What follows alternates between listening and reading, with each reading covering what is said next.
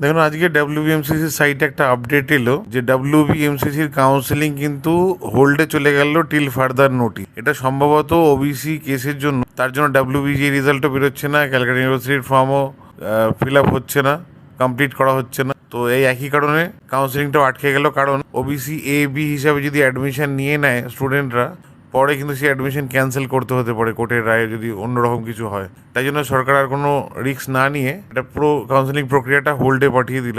অর্থাৎ 9 সেপ্টেম্বর শুনানি সুপ্রিম কোর্টের, তার আগে কিন্তু কাউন্সেলিং ফার্স্ট রাউন্ডের অ্যাডমিশন বা কিছু আশা করা যায় আর হচ্ছে না। যাই হোক, এটা একটা সেটব্যাক তো বটেই, তো কিছু করার নেই। কি করে স্টেট সেন্ট্রাল কাউন্সিলিংয়ের সঙ্গে ডেট ম্যানেজ করবে আমরা জানি না, তবে আমাদের মনে হচ্ছে সম্ভবত ওবিসি কেসের জন্যই এটা ঘটেছে। তো তাহলে অন্তত 20টা দিন তো ওয়েট করতেই হবে। আফটার 9 সেপ্টেম্বর শুনানির পর যা হবে তখন ডিসিশনটা জানা যাবে।